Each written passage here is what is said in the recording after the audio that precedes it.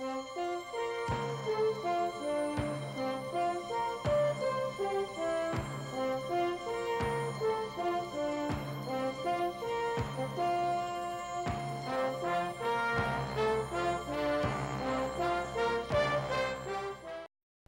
to another edition of the China Forum. I'm Kerry Dumbaugh.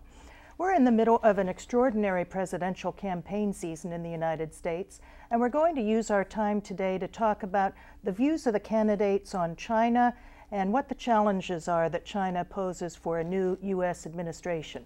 I have two people to help me discuss this in the studio today. Chris Nelson is the author of the Nelson Report, the editor of the Nelson Report, and a specialist Senior Vice President for the Samuelson International. And Charles Freeman is the holder of the Freeman Chair at the Center for Strategic and International Studies here in Washington, D.C. Thank you for being here with us today. Welcome to the China Forum. Thanks, Kerry. Charles and I proved that you could start your own business and succeed in this world. Yes, we'll be getting to that in our next session. Yeah. We need to know about that. Yeah. I wanted to start off with getting each of your views. Now, we still have three presidential candidates running, Senator Clinton, Senator Obama, and Senator McCain. If I could get each of your views about the China policy of each, how the China policy of each candidate seems to be shaping up. Chris? Well, I'll try to speak briefly for both of them. I think the common thread that you see in all three candidates is that they're always under an imperative to talk tough about certain aspects of China, and this goes right back to the 1970s. Every candidate we've ever had, mainstream, and every president that we get elected comes in on a platform that includes being tougher on China, usually on human rights things, frequently on trade things, and specific things like that. This year is no different. So if you parse the speeches of Senator Clinton or Senator Obama, you're going to see that they're absolutely outraged about health and safety issues of Chinese products, and they're going to do something about that. If you parse their speeches on Tibet, you'll see that that Obama is being a little more careful than Hillary is to build in some wiggle room, some nuance for action by the Chinese government. Hillary's been a little more declarative on that.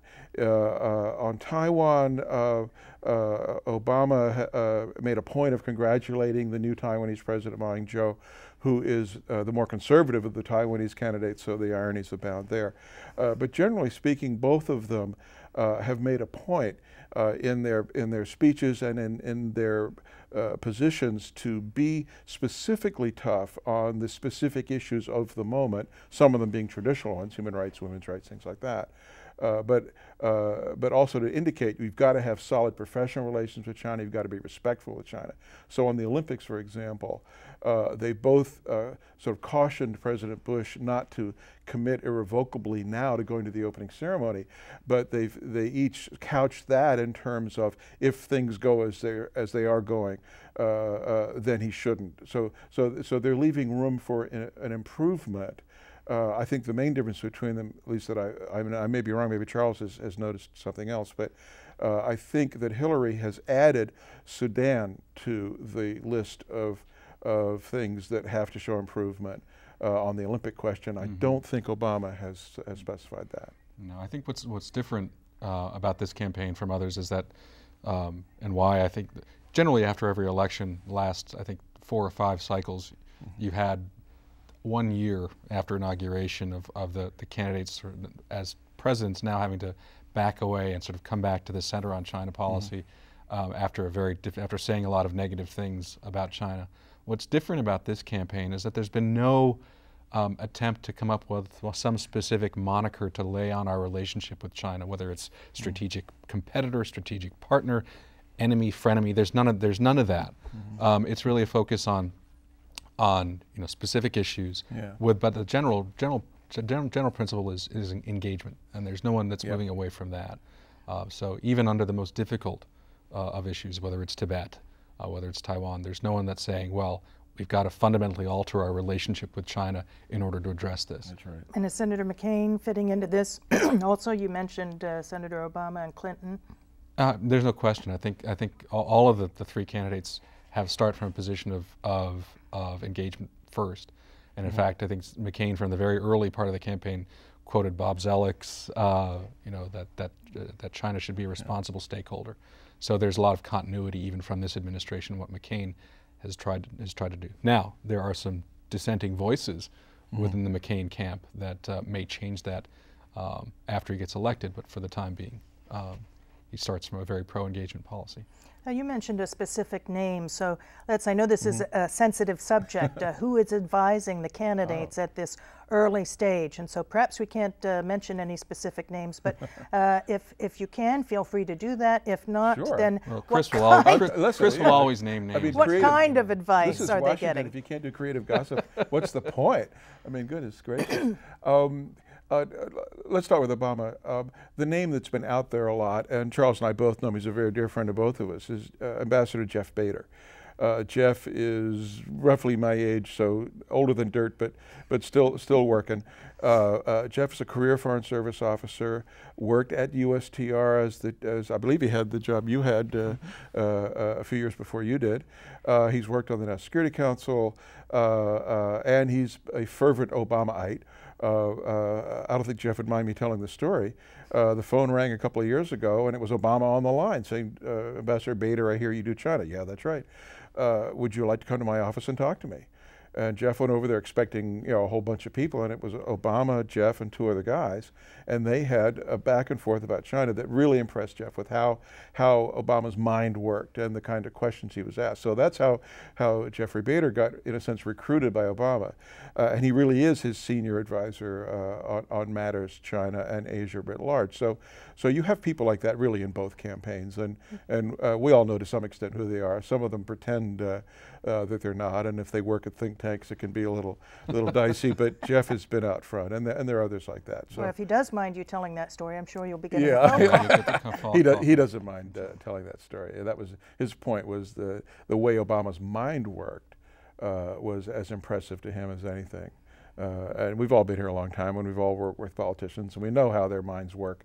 And this was a different sort of mind at work, so that was interesting. And in terms of China policy, Jeff is a career China. We've got to work it out with these guys, but at the same time, we have to be tough with them. If you have time to have a conversation with them about how they're handling Tibet, and you were a Chinese diplomat, your ears would be burning by the time Jeff got finished with you on how you've mishandled it. So I think all the candidates are getting that kind of input. But they do have, all the candidates are getting input from folks that have been in this game a long time. Yeah. There are some real pros, and so and some of them have been, are publicly advising these candidates. Very much so. Yeah, that was the point of my anecdote. Yeah. That Jeff is as an example of the genre or the species, I guess, we're talking about, and it's not 22-year-old human rights activists who are still waiting for their first trip over there. No, I'm sorry, Charles, I interrupted you. No. I think one of the looking at all the different candidates, all three candidates, I mean, they all have fairly subtle views of China. I mean, there are some that Hillary, I think, has some very personal perspectives on China, which do not necessarily jibe with kind of the sort of classic mainstream approach to China that her advisors represent. Yeah. I mean, if you look at somebody like Richard Holbrooke, who's been associated with her campaign, I mean, he may not be a China person per se, but he views the U.S.-China relationship as kind of the fulcrum, the centerpiece of any foreign policy of the next administration. Hillary has, perhaps from a long time ago, had very kind of conflicting views that may not necessarily square with her advisors. Yeah, I'd agree with that. I think that if you're sort of ranking the candidates not by party but by how the Chinese are going to get along with them, I'd be inclined to put Hillary at the top of the heap of difficulty, degree of difficulty in our Olympic diving contest here. She does take it pretty personally. Charles and I were both commenting before the interview started, we both dredged up that 1995 speech that she gave in China about women's rights and human rights. Man, I mean, she just wailed on them, and it was really tough. She still feels basically that way. Yeah, and she hurt the feelings of 1.3 billion people. Yeah, she really whacked them. And her recent book, she sold the rights to a Chinese publisher, and the Chinese publisher published what he wanted out of that book, and that really ticked her off. So there's this personal element with her that I don't think exists with Obama, and I suspect I don't think not with with McCain by any stretch yeah, of the imagination. yeah. Okay. In presidential elections generally, now my view perhaps only, but China never seems to play a big part in U.S. presidential elections. It's as much as it is a major foreign policy issue, it doesn't show up in elections too much. Would you agree that that's also the case in this election? Yeah. Or, Yeah, and no, why is that? China has not won or lost an election for anybody. People bring it out to kind of smear the other guy. Yeah, more the butchers of Beijing, you're coddling dictators. Exactly right. Yeah, and you remember that. And you're starting to see a little bit in that as particularly Hillary starts to see the end game near and is searching for every knife in the knife drawer to get at her opponent. So there's a little bit of China bashing that's going on. You know, Obama's a bit more nuanced again, but he's got to be, as Chris was saying, he's got to appear tough. McCain is talking tough, but not too tough because he doesn't need to, particularly at this point. So there's not a whole lot. There's not the China bashing that there has been in the past. Again, probably because it doesn't win you or lose you elections. Yeah, it's a dangerous thing though. I mean, there is a lot of anxiety publicly about China, and frankly, any public statements that you make, the candidates make that bash China and inflame that anxiety probably don't help them when they get into the White House. Yeah, let me add to that, because I agree with all of it. I think there's a qualitative difference that's been building up in recent years, and that's not so much what we're saying or what our politicians are saying, it's what China's tossing back. They are a great deal more prickly now than they ever were. Than they ever were? Yeah, well, I mean, they're in the WTO now. They're more publicly prickly. That's what I mean, yeah. I mean, Okay. if you bring a trade case against them now, they're not just muttering and hiring an American law firm. They're talking about filing a counter case against you, and you really talk about it at the Security Economic Dialogue or the JCCC dialogue, those twice annual, very top level official meetings. Our men and women who are over there hear about it, and the Chinese take their own steps. So that things that we think are a normal part of our process, the bringing of trade cases that we do all the time with the Europeans or the Brits or Canadians, even softwood lumber, the Chinese are still trying to work out the idea that that sometimes you got to take them to court to get them to do what we think they should do. They're still taking it, I think, a great deal more personally than perhaps professional people would like to see them take it, and that's going to be difficult. Now, the other point I wanted to make, and I'm sorry for filibustering. We're used to it. Yeah, that's right. At least I'm not typing it. We don't know yet if China's going to be a major part of the campaign. You know, there's always the God forbid scenario. Yeah. You know, something really awful happens in Tibet. They just do something unbelievably stupid, and the cameras pick it up. It looks like we've dodged a bullet on Taiwan with the election of the conservative KMT, relatively pro-mainland candidate. But if the DPP had been re-elected, you know, we'd all be having a very different conversation about what the threat to the Taiwan Straits might be. We still don't know what's going to happen on North Korea, for example, whether some crisis is going to erupt because of the food or what, and how we handle that. That could get in the way. Well, and the Olympics itself. The Olympics itself, I mean, let's be honest. I mean, most Americans' impressions of China reflects some sort of 25-year-old scenario, and when Americans look at the Olympics themselves, I mean, you're beaming pictures of modern China. If you've seen the venues in Beijing, they're quite spectacular. Through the smog, you can make them out. And then when you see the number of Chinese medals that are won there, that's going to and they're going to win too. They're going to win a lot. That's going to tweak American impressions of China at the height of our political season. So I mean, the Olympics end on August 18th. August 19th, they start up in Denver. Yes, the Democratic Olympics, that's right. Yeah. Well, God help us if we're still contesting the nomination on the floor in Denver. To drag the conversation back to, to China.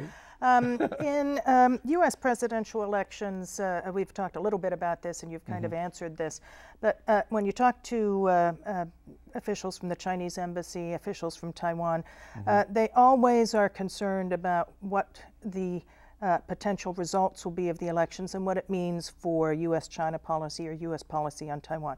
And I've heard those same kinds of concerns. Do you think that these concerns are justified in this campaign? Might there be a kind of a major change, all other things being equal? Well, I'm going to let Charles go first because I have a view that his party and his candidate are going to have more trouble than my party and my candidates. I'm gonna sort of preempt you and say I disagree. I mean, the issue is, I mean, for the past 8 years, I mean, President Bush has had it easy on Taiwan, and in large part because Republicans haven't touched him. There has been a very strong core of the Republican Party that is very pro-Taiwan, and this administration has been pretty tough on Taiwan for the last 8 years. Pretty tough on Chen Shui-bian. Now, a Democratic administration, if they come in, those gloves come off the Republicans, and they start beating up on the Democrats for not doing enough for Taiwan. So there